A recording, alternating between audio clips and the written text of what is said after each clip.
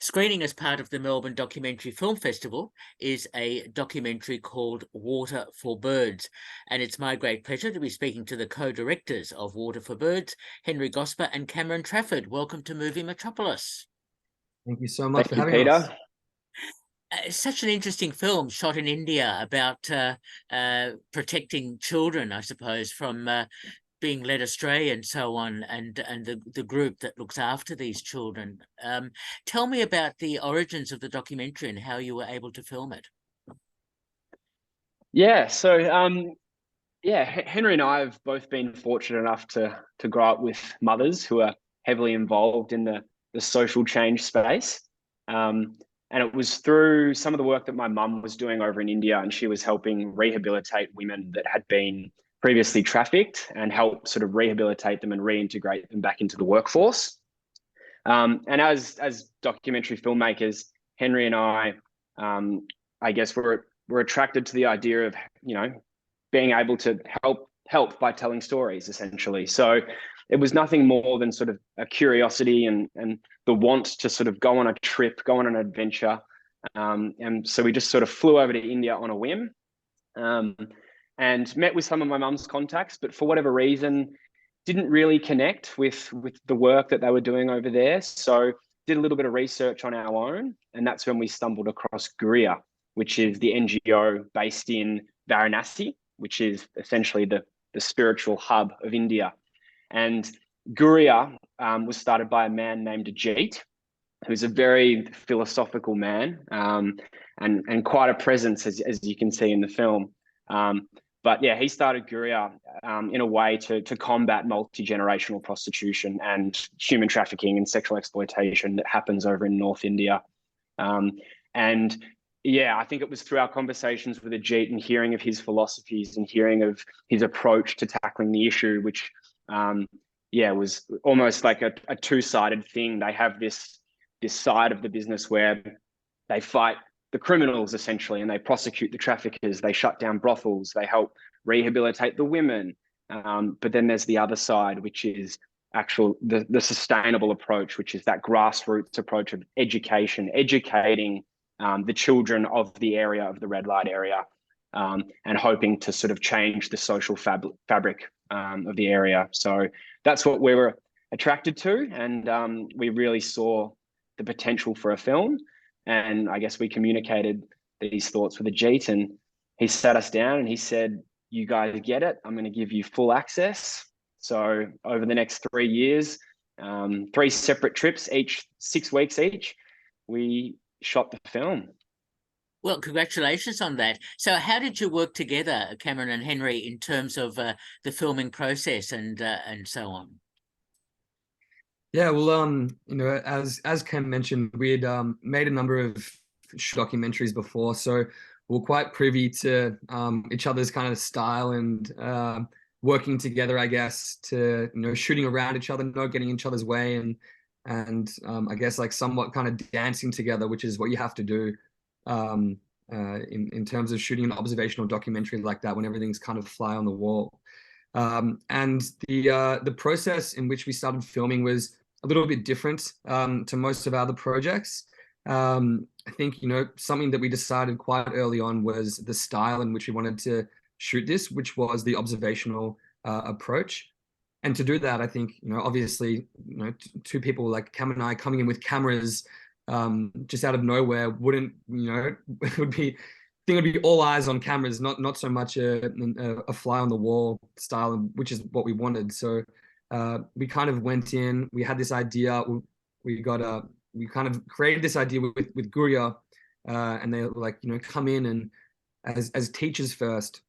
And so Cam and I first went in with no cameras at all, and got used to the kids and met them and hung out with them, and then we'd bring in smaller GoPros and just teach them about mise en scene and how to track someone and lighting, and would get them to kind of film their own little things, and would go home and edit them and come back and show them the next day, and just kind of building that trust and breaking down those layers. And then I think it was probably week 4 or week 5, after we'd slowly built up these cameras, built up the trust and everything, we brought in our big cameras, and that's, they were kind of looked at us and like, oh, hey, like, hey again, and then went back to their stuff, and that's when we started recording. And I think we first started wanting to film everything on sticks, like on a tripod, and we started doing that for I think the first like week or so of filming, and we realized that the whole thing was so much more fluid than that, and we wanted to move with the action and be responsive, and react to these certain things that were happening. So we decided to chuck the cameras on cine saddles and just follow.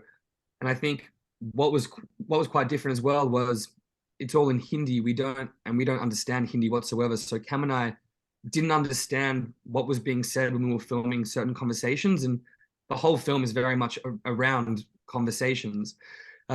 So it was more about trying to follow our intuition, reading body language. A lot of the time we'd think a really deep and meaningful conversation was happening between some kids, and it was completely the opposite, and vice versa. But it was quite cool, trying to figure that out, and then you'd kind of find your position. And I'd be like, look over to your camera and be like, all right, sweet. Like I'm good here. Now you can move and find like your next angle, because we didn't want to be moving both at the same time, just in case a really amazing moment was happening. So yeah, it was a process, but we're better filmmakers for it. I reckon we're better friends for it as well. So yeah. And just to jump off the back of that, I think we can both agree that some of our favorite moments in the whole process of making the film actually happened back in Melbourne after the trips, because we would shoot for 6 weeks. We'd have all of these scenes, all of these days, all of these conversations, and we'd have to upload them online. And we found a translator over in India, in another state, and they would then send back a translation of a 2-hour scene for us. And then we would drop, when we're in the studio back in Melbourne, we would drop those subtitles onto the Vision, and we'd sit for the first time and watch everything and understand everything for the first time. Yeah. And that was when we started to really piece together what was happening. And after the first trip, we noticed a little something happening here. We noticed a little relationship between these two people. Like, and then we started, like brother and sister. It's like a family dynamic. Like, so like. So the story started to, slowly reveal itself, and we began to sort of connect the dots. And then when we'd go back for the next trip, we sort of had some sort of an idea of some of the things we had and how we could sort of position ourselves to help, I guess, build off the foundation that we'd already set. We had things and then follow. On that final, and then in the final trip as well, was when we got that sort of moment with Shishu, the young boy, which is sort of a big sort of storyline in the film. And that actually happened on one of our final days, and we were packing down, and we had one of our translators just burst into the room, and he said, "You need to get out here right now." And Henry and I just ran out, had no idea what was going on. And we just filmed this whole interaction that was probably about an hour long.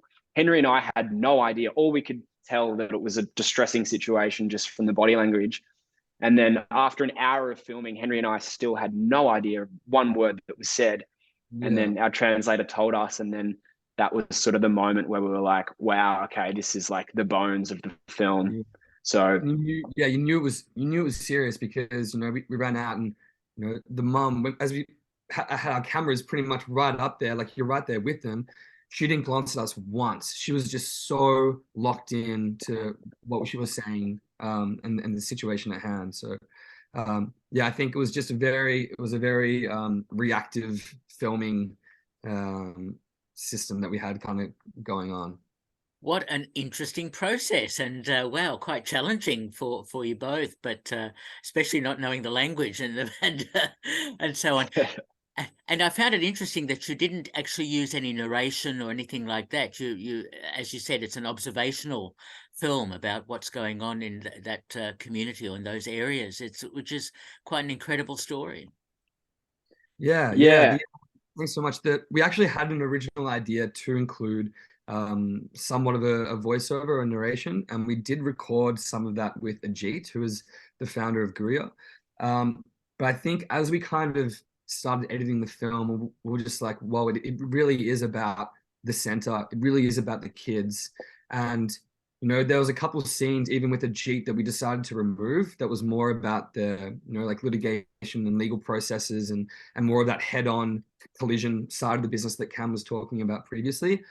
But we just kept being like, no, like this is the narrative, this is how we have to go with it. And we didn't almost want to give the audience more than the kids got in the moment, I guess. So it was really all about just like purely diegetic sounds. You know, what's happening in the scene. You're there with the kids. You know, there's not this kind of like omniscient, omnipresent, omnibenevolent kind of voice, you know, hovering over you, kind of telling you what to think and feel. So I think it was all about trying to remove as much of our input as possible. And I think, you know, even just selecting, you know, certain voiceovers and placing it, you're kind of structuring the narrative more than you need to in some aspect. So I think, yeah, the decision to leave it, I'm happy with for sure. And I think it also draws back to when we were first discussing what style we wanted to do. You know, we've both seen many films that, like, on serious issues like this, that ram statistics down your throat, that you know, that films that would go into the brothels, that would, you know, show you these things that, you know, we don't usually see. And you know, as people that live a very different life, it's hard to sort of connect to some of those issues sometimes when it's so in your face, like it almost feels so far removed. So we really made that decision that no, we actually don't want to go home with these children. We really want to stay inside the walls of this center, because it really is about the education and the philosophy that these children are being surrounded with. And that was really at its core, but yeah, the focus of the film. So yeah, I think we decided that pretty early, and yeah, we really stayed true to that. Yeah, we wanted to keep the agency with the children, and we wanted to keep the agency with Anu as well, which really highlights the peer-to-peer, you know, approach that they have at the center now. You know, the fact is, Ajit has kind of taken somewhat of a step back from the center to focus on these other things because Anu and because other children are kind of stepping up and filling that role, in terms of looking after some of the younger kids. So. You know, I think, yeah, the decision as well in terms of the voiceover was to highlight the agency and keep it with the kids at the center. And I think just one, sorry, one more thing as well. I think as well, obviously it's a pretty serious issue, but we wanted to make a positive film, and I think, you know, with the issue that we were tackling, it's very easy to make a very daunting film that's quite jarring. But yeah, we really wanted to make a positive film because we had, when we first went there, we went into the center and we saw the positivity and the potential in there. And that was really what we wanted to latch onto and almost celebrate in this film. Well done on that. It certainly works very effectively. Apart from the Melbourne Documentary Film Festival, has the film been screened elsewhere? So it's just actually, as of today, because I think it's the 1st of June in America, the San Francisco Documentary Film Festival has started. So people will be able to find Water for Birds as a part of their festival online there. But we're also hoping to get people down to the cinema, ideally. So we're asking people, if you can get down to the cinema, maybe withhold off. Withhold for the moment, watching on your computer screen. But we've also entered it into a couple more.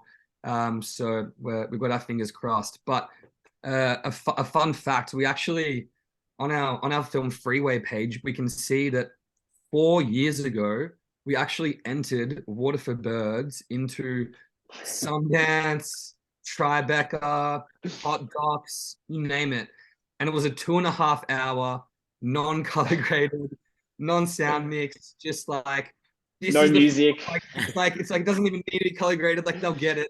And we just got from everyone. So but I think that just goes to show how much we believe in the story and how much we believe in, you know, the access that we had and the footage that we had.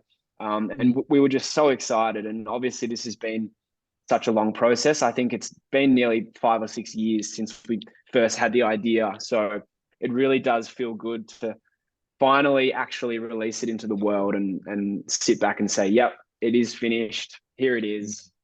Because there was a couple of years where we didn't think that was ever going to happen. So it's nice to finally be here. It is. And of course, the title is referenced in the film itself with a particular scene. So people need to see the film to understand that. Totally. We won't give that away. Go find out for No. yourself. Yeah, no spoilers. I'm glad that you picked up on that. Absolutely. No. I've got it. Okay. So just to conclude, are you both working on another film at the moment? We are actually. We're working on a couple. We're working on a short form documentary. It's quite exciting. It's about a para climber, and we're almost finished filming that and kind of in the production and somewhat editing phase of that now. And then another short film that we're hoping to shoot out of Robinvale, which is an Indigenous community out near Mildura, where Cam and I have done a number of films and workshops out there together. And then we've also got somewhat of a TV series or a mini series concept that's around kind of para sport again, that we're hoping to kind of put together in the near future. But I think another feature would be definitely on the cards, but potentially in English this time. Who knows? So we'll see. Maybe keep it a bit closer to home. But no, yeah, definitely. we went pretty big for our first one. Maybe it's time to taper back a little bit. Definitely. I think it's only made we might be us. able to finish it in 4 years instead of 5. I like it. I can speak for both of us and say that it's only, this whole process with all the ups and downs, it's only made us more eager and more dedicated to, documentary filmmaking. And there'll be many others. So we're excited to hear. I'm proud of it. Excellent to hear. Look, congratulations on Water for Birds. We've been speaking to the co-directors, Cameron Trafford and Henry Gosper. Thank you so much for talking with me. Thank you, Peter. So much. Bye-bye. Take care. Bye.